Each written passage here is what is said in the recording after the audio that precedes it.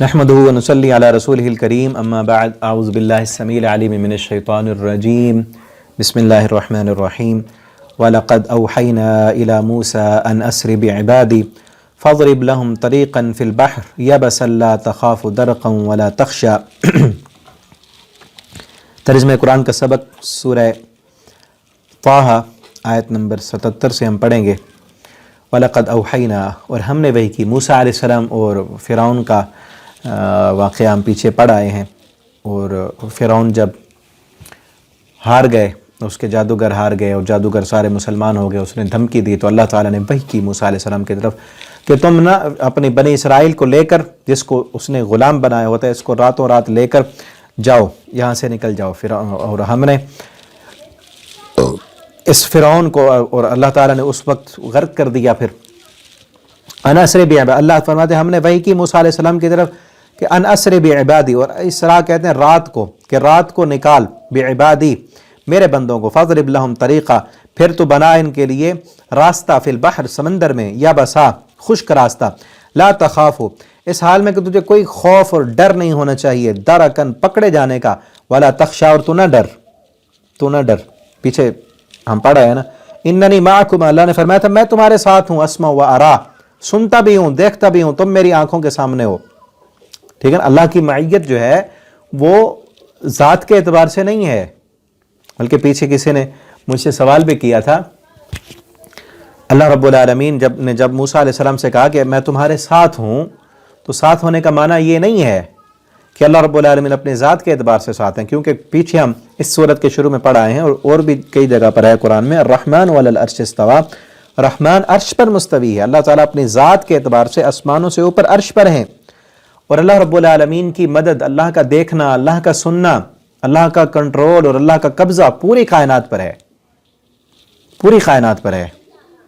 ٹھیک ہے نا، اور کئی لوگوں کا میں نے وہاں بھی بتایا تھا، جس پر ایک والدہ نے سوال بھی کیا اور کافی سمجھانے کی بات کی، میں بلکہ اس کو الگ سے ایک کلپ میں ریکارڈ کر کے ان تک بھی اور آپ تک بھی پہنچاؤں گا انشاءاللہ، کہ اللہ رب العالمین، کئی لوگ کہتے ہیں کہ اللہ تعالیٰ ہر جگہ پر ہیں، ہر جگہ میں ہیں، ہر دل میں ہیں۔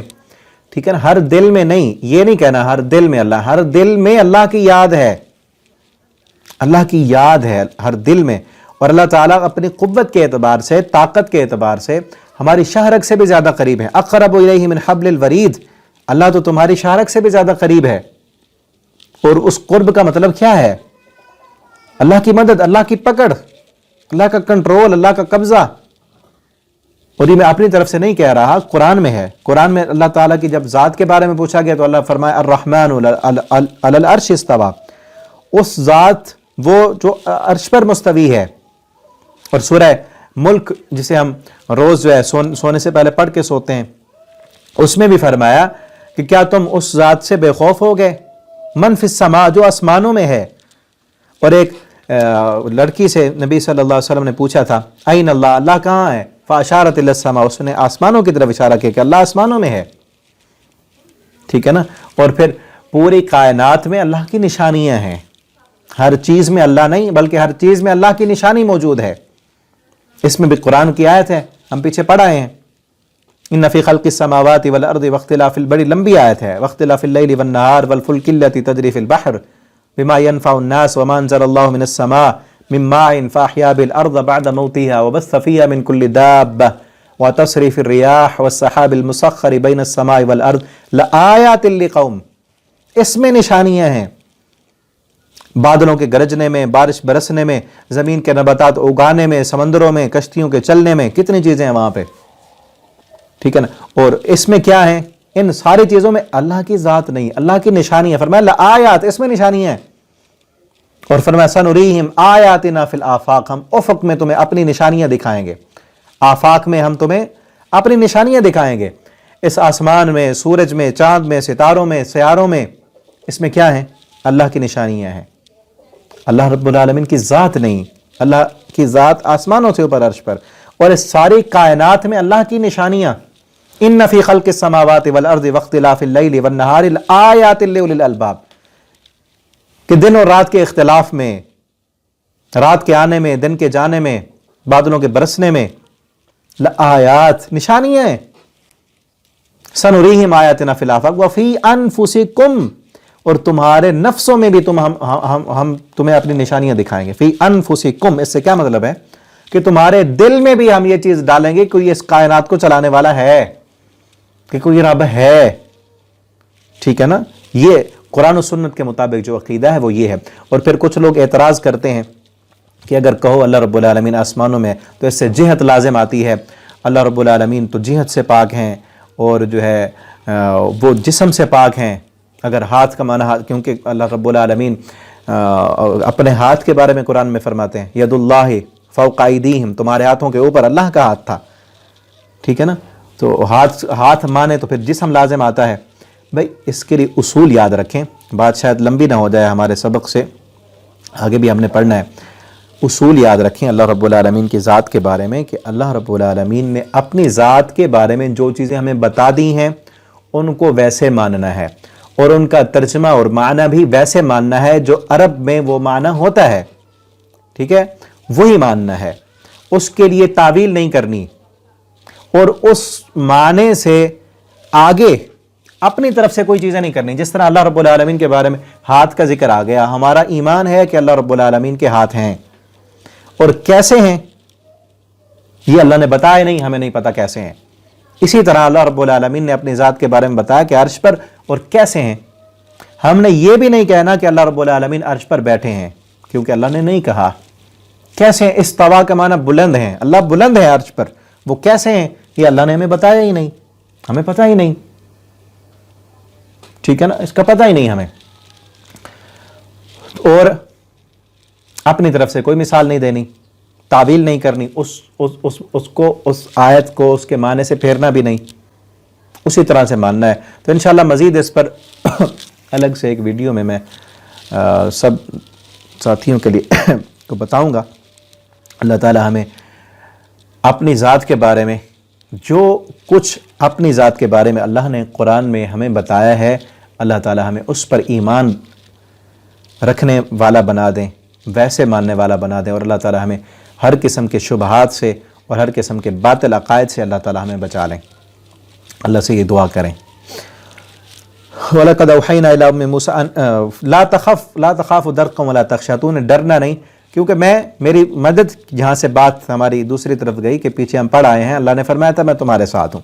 ठीक है, तो मूसा अलैहिस्सलाम ने जब गए आगे जो है वो समंदर आ गया।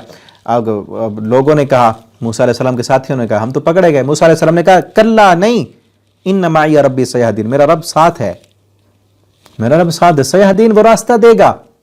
अब साथ होने का मतलब क्या है कि अल्लाह की मदद मेरे साथ है।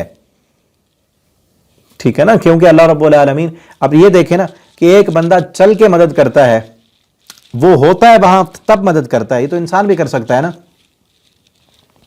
क्योंकि इंसान की सलाहियत महदूद है कि वो उसके पास इख्तियार हो, जहां तक उसका इख्तियार है वो उतनी मदद करता है।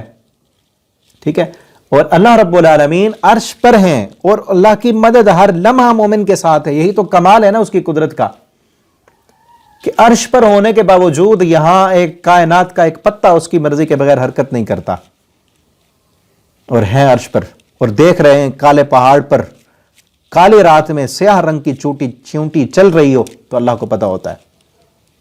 यहां मौजूद हो तब हम तो जहां मौजूद है ना वहां देखते हैं, जहां मौजूद है वहां की सुनते हैं, जहां मौजूद है वहां का पता है हमें। अल्लाह रब्बुल आलमीन अर्श पर होने के बावजूद हमसे भी ज्यादा हमें पता होता है। मैं जिस कमरे में बैठा हूं ये सबक रिकॉर्ड करने के लिए, इस कमरे में क्या क्या चीजें पड़ी मुझे नहीं पता, इस कमरे में कौन कौन आया मुझे नहीं पता, इंसान भूल जाता है, लेकिन अल्लाह रब्बुल आलमीन का इल्म ला महदूद है। फातबअहुम फिरऔन, तो पीछा किया फिरऔन ने, बिजुनूद, उसके अपने लश्कर के साथ, फ़ग़शियहुम मिनल यम, मूसा अलैहिस्सलाम चले गए, समंदर ने इनको गर्क कर दिया। जो समंदर गर्क किया, ढांप दिया समंदर ने, जो उसने ढांपा, वअज़ल्ल फिरऔन, गुमराह हुआ फिरऔन, उसकी कौम भी, और फिरौन ने अपनी कौम को राह न दिखाई। या बनी इसराइल, अब बनी इसराइल से खिताब है कि तुम्हें आज़ादी मिल गई। क़द अंजयनाकुम मिन अदुव्विकुम, हमने निजात दी तुमको तुम्हारे दुश्मन से। ववाअदनाकुम, और वादा किया हमने तुमसे, जानिब तूरिल अयमन, तूर की दाईं जानिब, वनज़्ज़लना अलैकुमुल मन्ना वस्सलवा, हमने तुम पर मन्नो सलवा नाजिल किया। मूसा अलैहिस्सलाम जब लेकर गए, आगे छठे पारे में हम पढ़ आए हैं पीछे, वादी ते में थे और आसमान से इन पर पका पकाया खाना आता था, मन्नो सलवा आता था। ایک کچھ نہ ایک من سے مراد کھمبی ہے اور سلوہ سے مراد کوئی میٹھی چیز ہے. کلو کھاؤ تم من الطیبات پاکیزہ چیزوں سے، ورزقناکم ہم نے رزق دیا تم کو، لا تطغوا فی اس میں کوئی سرکشی نہیں کرنی. سرکشی کیا تھا؟ ان کو کہا گیا کہ جو کھانا ہے بس کھا لینا، سٹور کر کے نہیں رکھنا، اگلے دن اللہ اور دے گا تمہیں. فیحل علیکم غضبی اگر تم نے سرکشی کی تو غضب آئے گا پھر. ومن یحلل علیہ غضبی فقد ہوا اور جس پر میرا غضب نازل ہوا تو وہ تباہ ہو گئے. آگے انشاءاللہ اگلے سبق میں ہم پڑھیں گے. والسلام علیکم ورحمۃ اللہ.